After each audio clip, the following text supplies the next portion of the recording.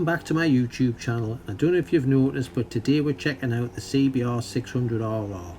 So let's get ourselves to a quiet little car park and run through what's new on this 2024 bike that's been brought back to the UK for us to enjoy. Let's head off and check it out.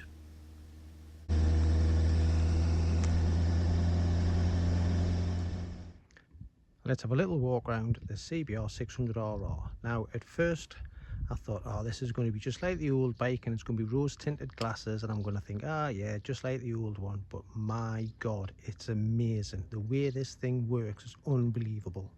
So you've kept your ProLink swinging arm attached to a Showa rear shock, which is lovely and plush. You've got your revised engine, you've got different cams in there, different catalytic converter to get through the new emission laws. You've got bigger throttle bodies, you've gone from 40 to 44mm. You've got an IMU which links up all the tech, so your anti-wheelie, your cornering ABS, your torque control, the whole lot are linked up by the IMU, and it just works amazingly. Speaking of working, these are no gimmick. You can actually feel it pushing itself down in the corners. It's the grippiest thing, the most stable bike I've ever been on. It's amazing. That ram air scoop is huge and you can hear it just drawing air in. I mean, look at it, it's just so aggressive from the front. You also get a quick shifter as standard now, and you've got a TFT dash, like it, well, didn't have one in the past, so that's an improvement now. Let's have a quick look at that.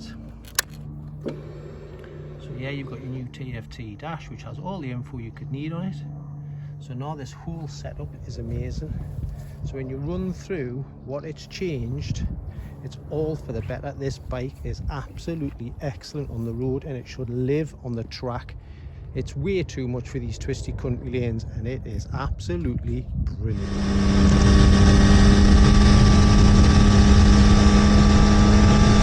The most fun I've had on a motorcycle in ages. Everything just works amazingly.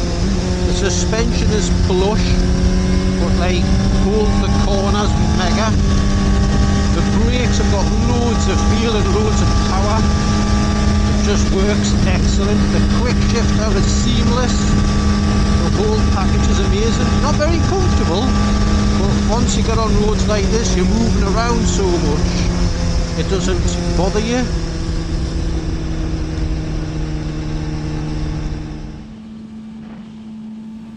As you can see in this little bit of footage, the new TFT dash is really clear, so let's park up and have a proper look at it. Ooh, and while we're parked up, we'll do my what's under your seat while we're there. Let's have a quick look at the 600RR dash. Now it may be familiar if you're into your Fireblades, because it's the same as the previous gen. So you've got a nice big TFT with all the info that you could need on it. So your modes. Now you would think if you press your mode button it would alter the modes, but it doesn't. The mode button moves the black square around the dash. So if I leave it on total miles, the odometer, and I do that, hopefully you can see as I press the select button that it's actually changing. And then so yeah, that's your info one. So now we'll concentrate on the modes.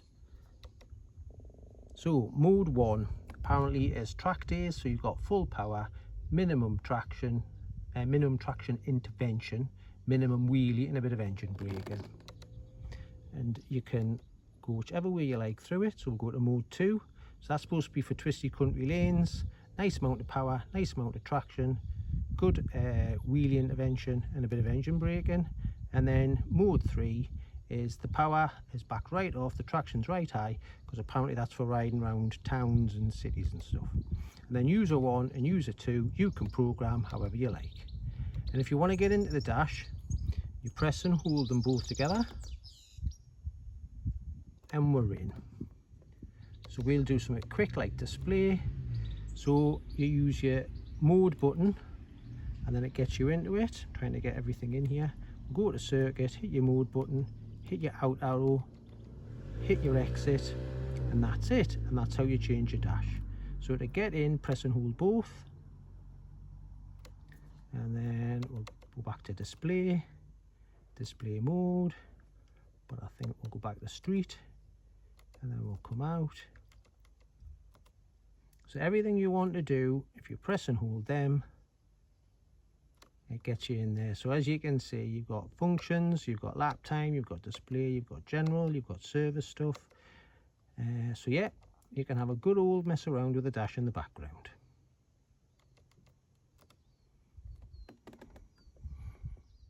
Let's do what's under your seat.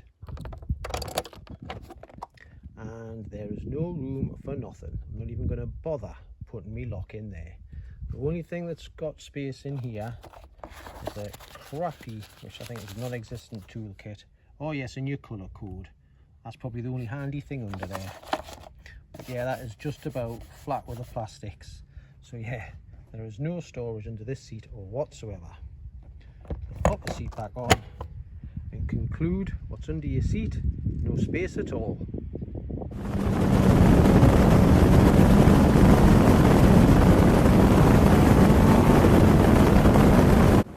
As I've said in the past, get yourself on a familiar bit of road so you can feel what the bike does, because you know where the roads go.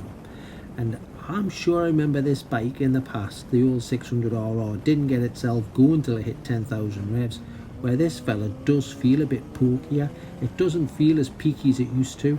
I mean, it's still producing similar BHP at 119 and it's producing 63 Newton meters of torque, which doesn't get to its final output till it's hitting 11,500 RPM.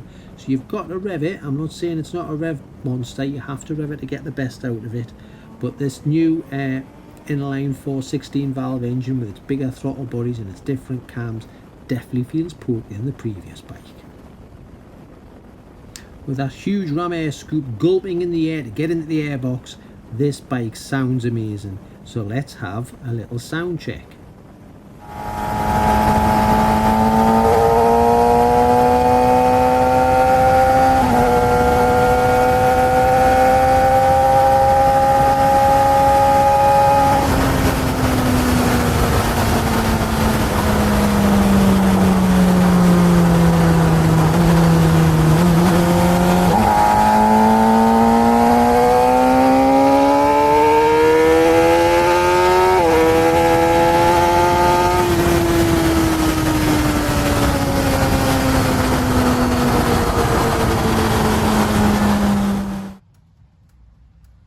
We've heard the front end, now let's hear the back end.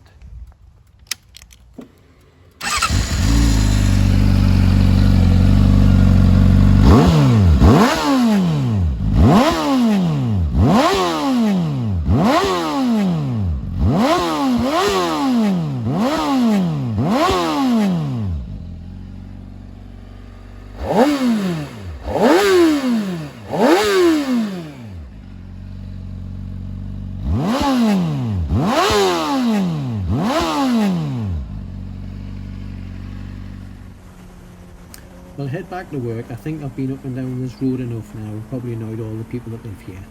So let's head back and do my sitting test. Here we go with the sitting test.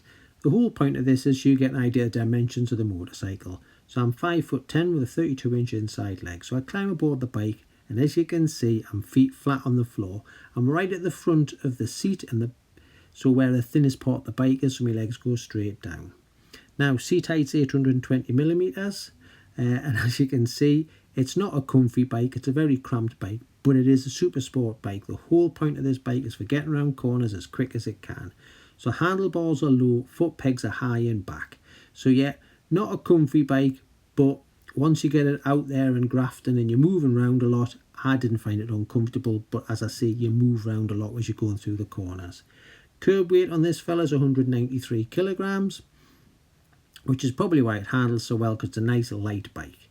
So yeah, proper super sport position, so don't expect it to be comfy, but I didn't find it too bad once I was out and rolling.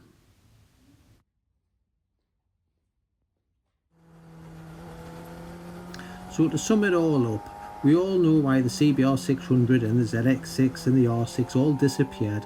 They were 9 and a bit grand, and its relevant big brothers, the Fireblade, the R1 and the ZX10, were 10 and a bit grand.